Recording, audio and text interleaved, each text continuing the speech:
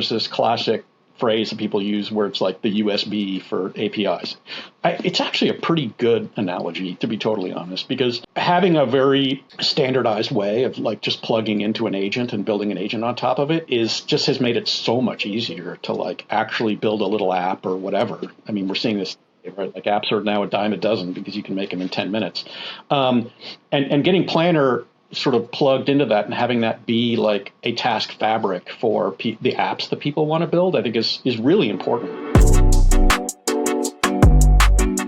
Hi, and welcome back to the Teams Insider podcast. This week, we are talking Microsoft Planner. We were lucky to have Howard on the podcast. He took us through some of his history at Microsoft, how Planner came to be, the various integrations and where it is today, and also where it's going with its new agents, its new AI capabilities, and API surface as well. Really interesting conversation about Planner and where it's going. Thanks to Howard for jumping on the podcast. And many thanks to Luware, who are the sponsor of this podcast. Really appreciate all their support of the community. Hope you enjoy the show. Hey, everybody, welcome back to the show. Really exciting to have Howard on the podcast. A different topic for us. We're going to talk about Microsoft Planner, which I learned is kind of tied into the Microsoft Teams org, so we'll talk about that. Howard had a great session at M365 Conf, and there's a lot of announcements, including MCP, including new API access, but I don't want to steal all the thunder. Howard, welcome to the show. Thank you, Tom. It's great to be here. Very exciting. And yeah, as you say, like a big Teams tie-in between Planner and Teams over the years. Yeah. So give us a little bit of history of yourself and your role and what you're doing today. Yeah. So I've been at Microsoft for a very long time working in the tech industry. I started in 1996, I think. I was like a wee intern coming out of school at the time. And so almost 30 years at the company at this point. My first job, I did a lot of strategy work. I worked with a guy named Jeff Rakes, who was one of the early sort of SLT members. And we did a lot of business strategy, product investment strategy and things like that. And one of the things that we saw an opportunity in was this sort of collab space. And that was the genesis of a lot of the investments in SharePoint. And I joined the SharePoint team because of that, because I'm like, oh, this seems really cool. I'm going to go do this. And I was one of the first folks on the SharePoint team before. Oh, interesting. SharePoint. I actually wrote the code for web parts. And so I was, dabbling around in the early days, like writing a bunch of sort of JavaScript HTML code, and ended up joining the team with Jeff Deeper and folks. Yeah, we had Jeff on the podcast a couple of months ago talking through the SharePoint 25th anniversary and the history and his journey with it. I mean, it's an amazing product journey. Yeah, we actually had a founders dinner the other day for the 25th anniversary, and a bunch of us got together and, went out to dinner, and it was just great to see everybody again. And so I worked on SharePoint for a really long time, like almost 12 years. I owned the front end. I did a lot of the back end stuff like storage and platform things, but really amazing journey. And then after that, I did a whole bunch of different stuff. Some of those projects actually got canceled, which is, by the way, one of the great learning experiences in software, sort of working on something and then having it canceled is like sort of a deep, learning experience. And then sort of you poured your heart and soul into it, and it turns out it wasn't quite what you thought. I think the interesting thing at Microsoft is things that could be deemed successful in other companies might get cancelled in Microsoft because relative success, right, is important. Yeah, no, it's absolutely true. Like there are businesses at Microsoft that are like, $1 billion, and it's like a tiny little thing inside Microsoft, but it would be a unicorn anywhere else. Yeah. And so those things definitely happen. And then Jeff actually put me on the project team, and there's a real business aspect to the project team. It has its own revenue and all that kind of stuff. And he thought that I would do well in that environment, both doing that. And one of the things that we discovered early on is when we were talking to users was there was this real democratization happening in the project management space and work management space at the time. And we saw that trend pretty early. And this was the genesis of Planner was, hey, how can we make something that people can use to manage their work that is more accessible to everybody? And things like Agile were starting to show up and things like that, where people were coming in, updating their own tasks and things like that. And so that was the start of Planner. For those who don't know project, like there was Project Desktop, there was Project Server. It was like I'd say a bit of a beast. Like you'd be a specialist. Like if you were using that, you were a full-time project person and you knew how to do all the dependencies and that kind of thing. Absolutely. And, in some ways I used to call it was like the Photoshop of project management, where like, boy, it was like there were so many knobs and dials and features. It was an amazing product, still there. People love it to this day. Yeah. But Planner was really this evolution of like, more people are going to manage their work sort of more systemically. And so, we started Planner early on. It was a great experience, super fun. We grew it up from literally nothing. So you might hear a theme there, right? Like with me, which is like, a couple of moments of like growing something from 0 to 60 inside the company, and doing it within the sort of the womb of Microsoft, you might say, which is both great and hard at the same time, as you say, because little things, can get lost in the giganticness of Microsoft. But it really took off. And, to bring it back to the Teams thing a little bit, one of the main places that people started using Planner was inside Teams. And our sort of major usage place is people pin the Planner app to the left-hand nav of Teams, or they make plans inside channels. And this is where a lot of our usage comes from. And so this is why, not to sort of already transition to it, we're actually inside the Teams org now. And we work with the Teams guys really closely. We do things like integrate with meetings, and channels, and chats, and all sorts of different things inside Teams, because the collaboration that people is really the Teams environment. And that makes a lot of sense, right? The Teams is the place you come to collaborate. You're working together on a literal, a team is often revolving around a project. So you would need a project tool around that, and having it be native in Teams makes a lot of sense for a lot of use cases. That's absolutely right. And, how many meetings do people have that are about the status of a project, as another example, right? Not just the channel where the conversations and the documents and all those kinds of things sort of revolve and enhance the work tracking, but just the meetings themselves where you're going over the work and talking about the status of things and all those kinds of things. And so there's huge additional opportunity to make those experiences more seamless for people, where you don't have to sort of kind of cobble together the experience of I'm doing this work over here and I'm doing it in a meeting and I'm having a conversation about the task. And so how do those things integrate, just making that whole thing more smooth for people. There's a long set of work we can do there to make that better for people. And we hear this from customers all the time. And in the spirit of the genesis of Planner of being accessible to more people, I feel like AI is really exciting, right? Because there's a lot of teams that are going to be working with it who don't have that full-time project manager specialist building the planner, chasing them up. I'm desperate to get into the AI agent conversation. But before we do, talk us through there's been Planner Basic, Planner Premium, there's been To-Do, there's been a few different things there. What's the kind of genesis and where are we now with Planner as a service? Yeah, it's a really good question. I think over the years, Microsoft has kind of spun up quite a few kind of task management, work management tools, because it's a pretty horizontal thing. Everybody needs them, right? Everybody works on projects. Everybody has tasks they need to do, and as you can imagine, we've sort of created a few things like To-Do. And by the way, To-Do is also on my team. So we're all in the same family, basically. And so we've integrated all the families of sort of work and task management together in the same org. And what we're doing is effectively combining them all into one experience that will live under the brand of Planner. And so, for example, we announced just recently that we've got a whole new My Task experience that's on Planner that is modeled after To-Do.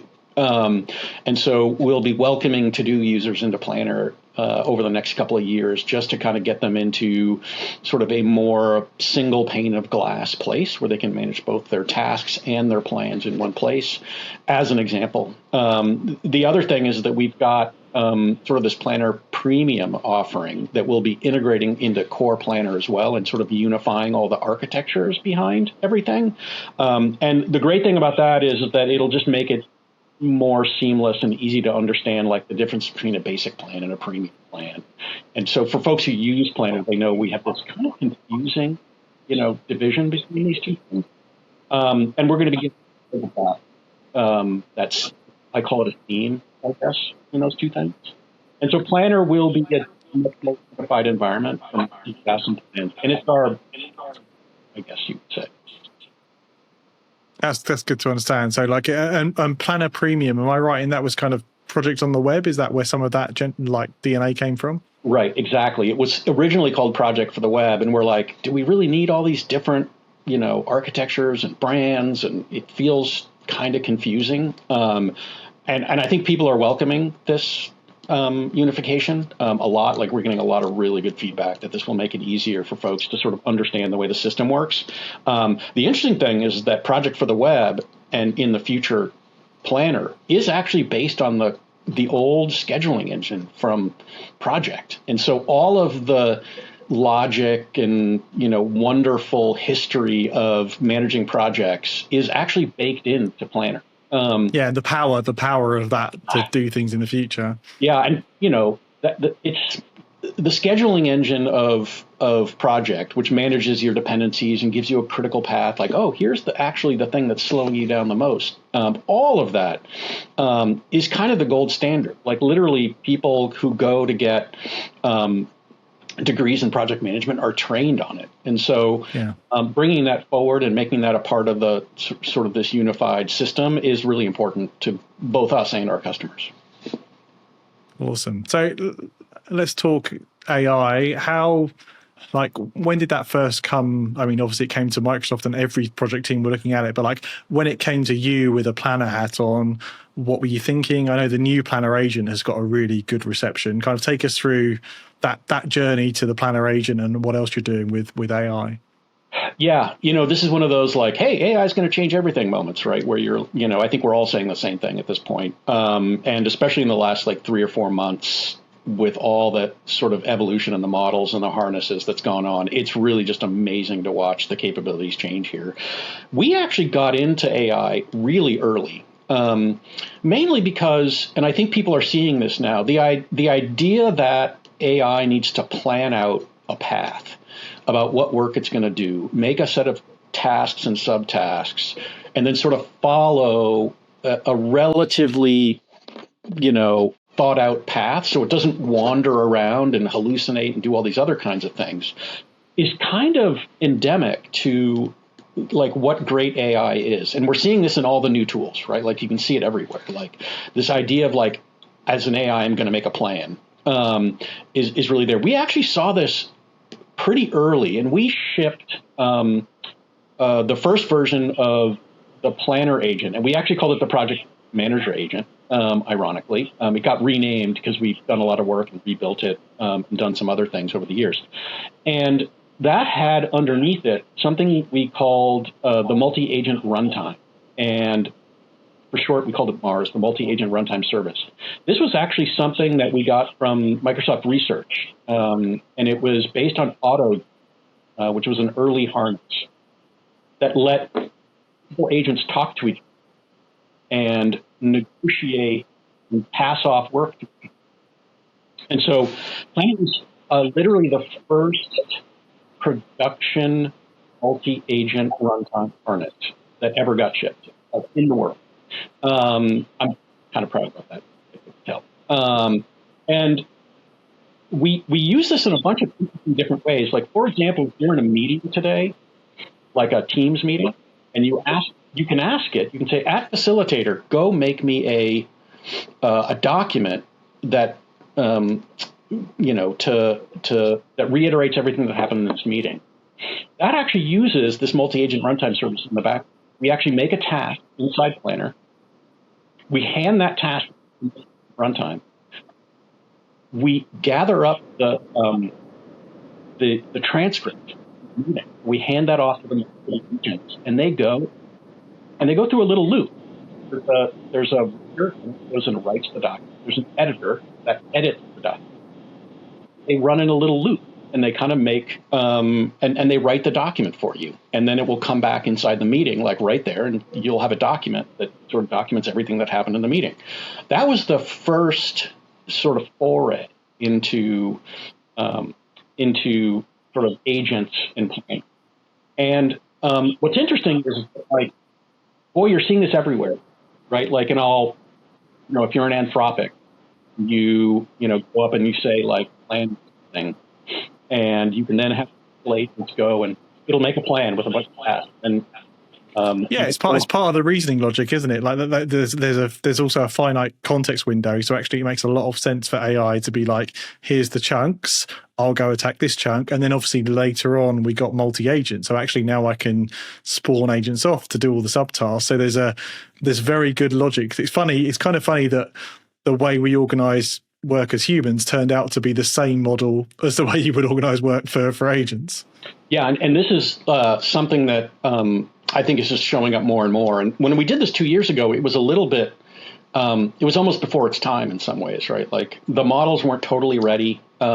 And as we've updated the models underneath Planner, we're just seeing it light up and get better and better, because the models themselves, like this mixture of expert models and things like that, are literally designed around this pattern. And so it's just getting sort of better and better every day. And so what we've done now is we've taken all of that and we've bundled it up into something called the Planner Agent. And this we shipped out, I don't know, 2 months ago, maybe, into our Frontier, to all of our Frontier tenants. So it's available to everybody who has Frontier in Microsoft 365. Stay tuned for our GA announcement. And that has been a huge success. So you can actually now go into Copilot itself, and you can say, @mention Planner Agent, go make me a plan. And we've done a lot of work there to create a new UI around the plans that we make. So we have these cards that we create that give you a very rich view of the goals and the tasks and all of the different components of the plan inside Copilot. It's not just text. It's actually a very rich user experience. And the customer acceptance has been like off the charts, way more than we expected. It's been super successful. People are loving being able to sort of call up the Planner Agent inside Copilot itself. And it uses Work IQ in the back.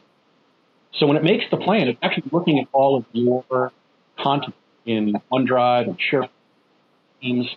And so you get a very personalized plan. It's like a random plan, like tasks that have nothing to do with life. And so it's been really well accepted.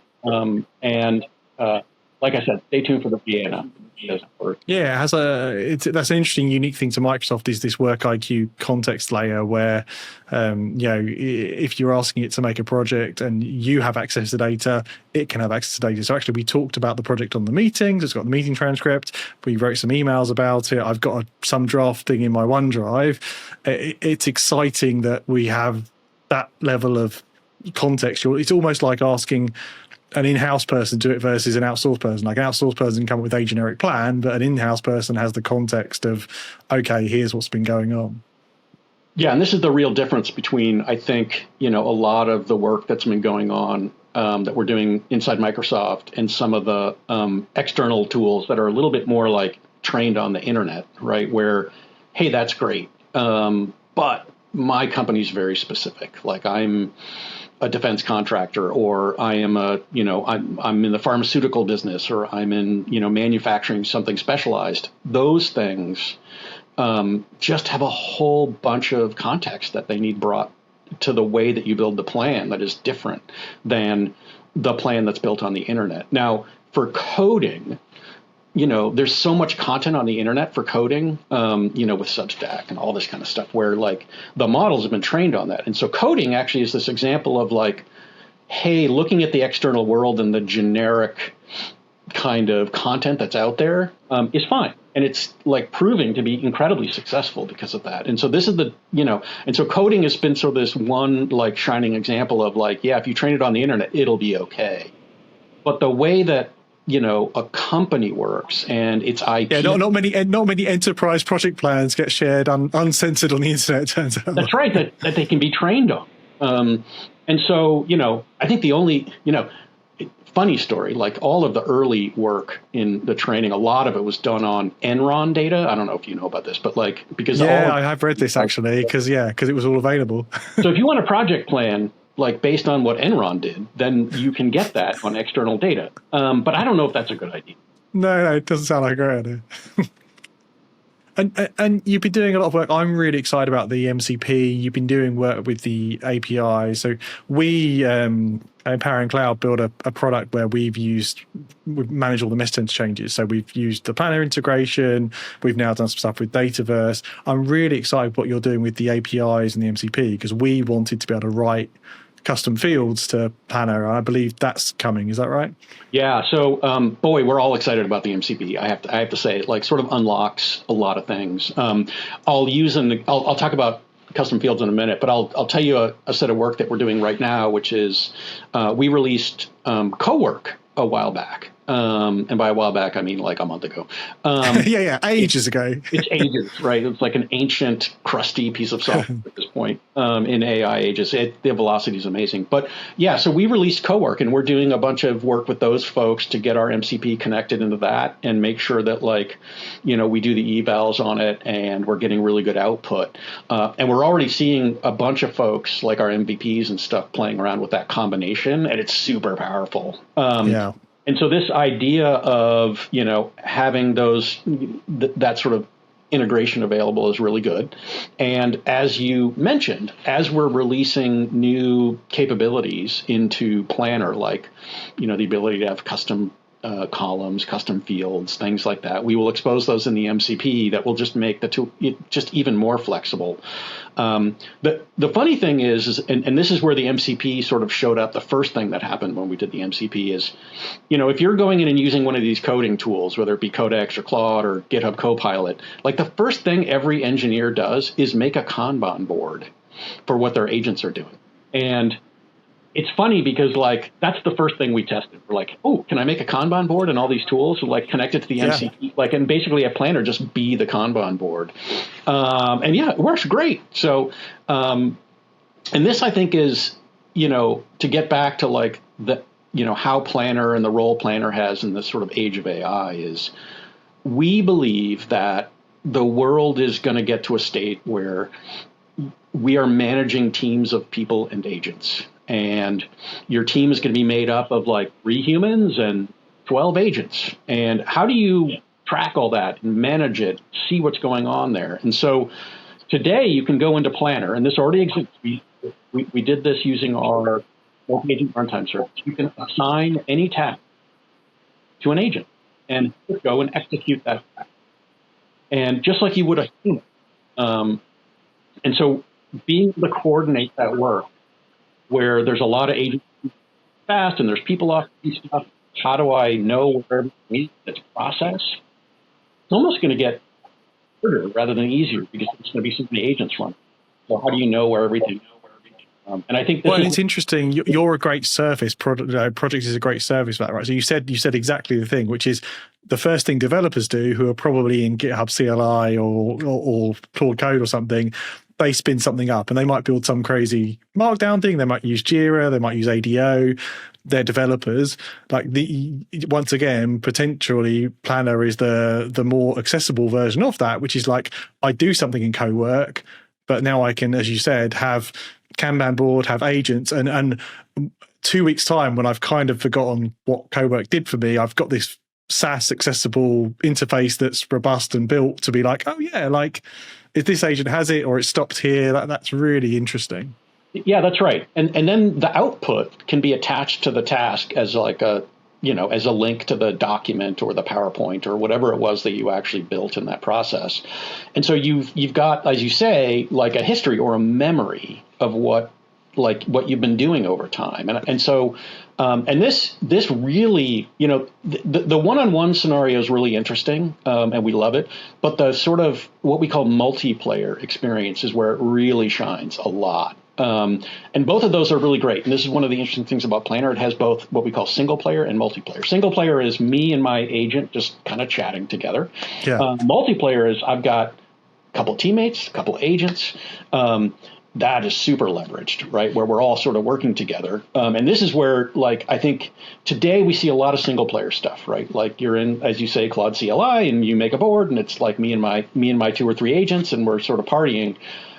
It just unlocks itself in an organization when that then gets exponentially bigger. And this is where we haven't quite gotten here yet in use in an industry, but this is the next layer that's going to get unlocked, which is like my teams, these multi-player scenarios with teams of agents and people going, is going to be the big change that happens in the next probably 6-7 months, I guess.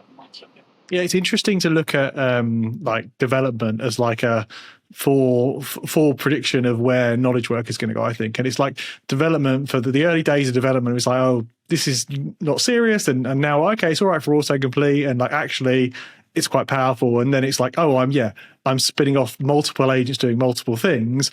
And like co-work, I feel like, as you said, is like suddenly that's a huge new massive amount of power we have in knowledge work to be like, oh, it can actually send emails for me, it can schedule tasks, it can build PowerPoints. Like how many times have we had to go at building PowerPoints? And I'm like the co-work feels like the one that's like, oh, okay, it's starting to really get there now.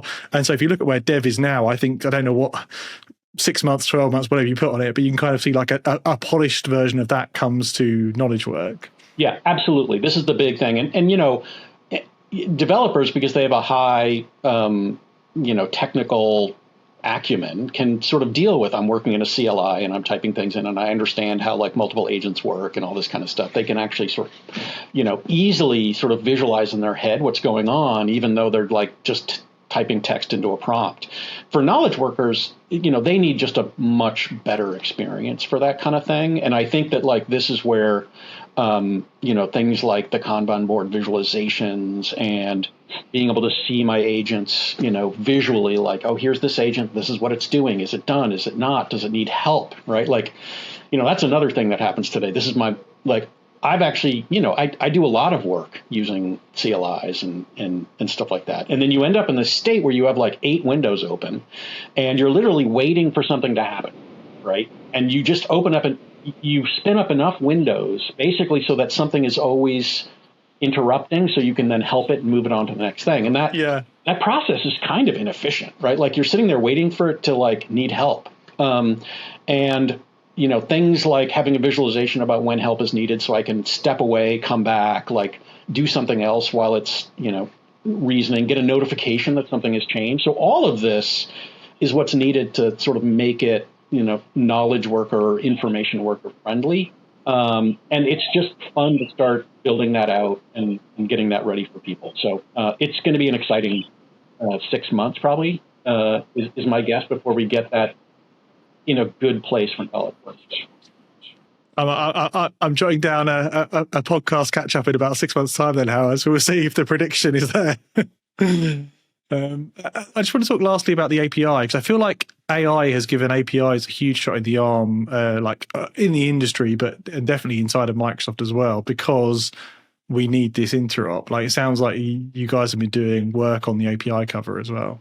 Yeah, I think that it's a good observation. I think a couple of things have sort of changed in that space. One, like, the MCP thing is, I think we all, like, there's this classic phrase that people use where it's like the USB for APIs. It's actually a pretty good analogy, to be totally honest, because, having a very standardized way of like just plugging into an agent and building an agent on top of it has made it so much easier to like actually build a little app or whatever. I mean, we're seeing this, right? Like apps are now a dime a dozen because you can make them in 10 minutes.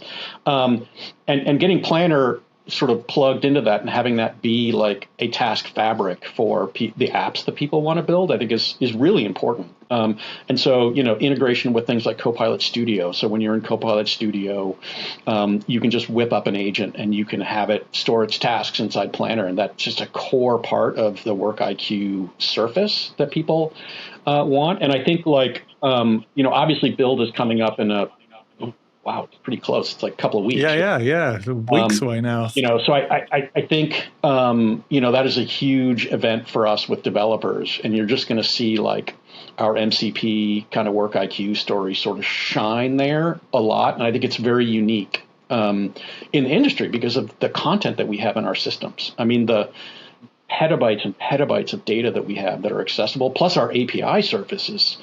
Just amazing, right? Like all of the different components that you have to work with, the Lego blocks, I would say, like that we offer for people building agents is just awesome. And so I think that's going to be I think build this year will be a lot of fun because of that.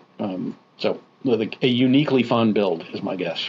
Interesting. Yeah. I'm looking forward to covering that. So we'll be keeping a close eye on it. Howard, thanks so much for jumping on the pod. Awesome conversation. Really appreciate your time. And it's exciting time for Planner. We'll definitely have to check in again. And I'm on board with you with the prediction / hypothesis that planning surface becomes much more important as we go to use agents and unlock knowledge workers managing multiple agents. So I'm excited to see how that develops. Well, thank you, Tom, for having me. It's been a lot of fun to chat. It was great to see you at the MC5 conference, and happy to check in a bit when we're a little bit farther along with the knowledge worker thing and give you guys some more peeks into the future. Awesome. Thanks so much.